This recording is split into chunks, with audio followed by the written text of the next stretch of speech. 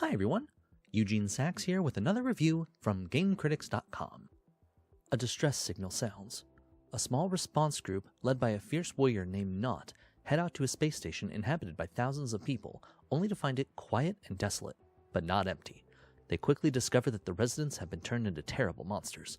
With survival as the only option, this small band must fight the horde to stay alive, while ultimately trying to figure out what happened. Katanaut is a 2D action roguelike where players take on the role of Not, a warrior with a knack for swords and an exterminator of monstrous creatures. Players will infiltrate the overrun space station, pick up special abilities and power-ups, and fight bosses to get to the truth of what's happening. As players go through each level and defeat enemies, they'll uncover new things to unlock for future runs, like new weapons, guns, abilities, and passive upgrades. During play, there's a lot of emphasis on movement and flow while balancing slicing with swords and shooting enemies.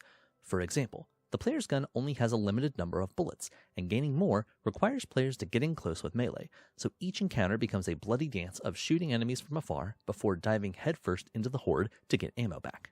In addition, there's a wealth of active abilities that can boost Not's combat abilities, like a ball of eldritch lightning, summoning a group of small allies, or things like shield generation, or damaging enemies if players dodge roll through them. There's plenty of variety overall to make each run feel unique in how players will interact with the environment and the horde they're fighting through. In terms of atmosphere, there's an eerie and tense energy that Katanaut nails. Every cut paints the walls of the station in blood, and the environments become more and more grotesque as players near the core. There also seems to be a hint of mental manipulation. Is Not wanting to eliminate the threat and save the world, or is he trying to learn more and harness the power for himself? Is he being manipulated by this unknown power, or will he be strong enough to resist? Only time will tell as players run through again and again.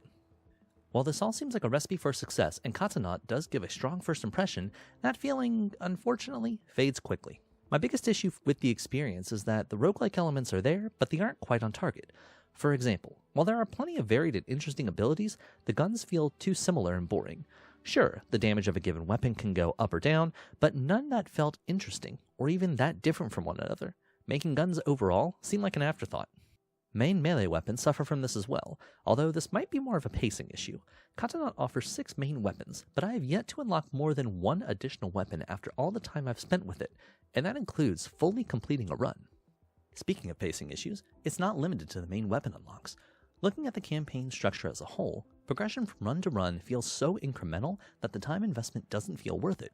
Increasing health by 1 point, increasing stamina by 5 points, increasing katana damage by 5%, it all feels tiny, grindy, and unsatisfying. It makes the ultimate goal of reaching the end feel like an impossible slog that will take much, much longer than I want to spend with it. These are all significant downsides, and the story was equally unsatisfying. Does a roguelike need to have a grand, overarching narrative to be good? No. But does it need to have at least some core of a story to motivate me for why I should care about going through the space station? I think so. I wish I could say that the payoff was worth it, but after finishing a run, I got to see the credits for the game and then opened up an enhanced difficulty. And that was it. None of the story questions were answered. What was the villain's motivation? Why create the monsters? If I beat the boss, why do I need to go back and do the same run again, but harder? This made the ending fall completely flat for me. And after that narrative letdown, I didn't feel a lot of motivation to continue. Katanaut looks good and has potential. And honestly, it's getting better by the day. The developer has been dropping frequent updates that offer additions and enhancements that weren't there when I first started playing, and the push and pull of going between melee and range during the action feels on point.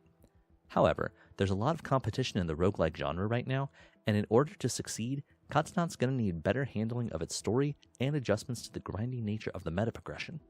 As it stands today, it didn't land with me, and I haven't stuck with it, but that could change in the future with a few more patches and upgrades. For me, Katanaut gets 6.5 otherworldly abominations out of 10. Like what you see? Check out more accessible interviews and reviews, as well as our favorite upcoming game trailers right here on GameCritics.com. Be sure to like the video, subscribe to the channel, and hit that notification bell to be notified as soon as we post something new.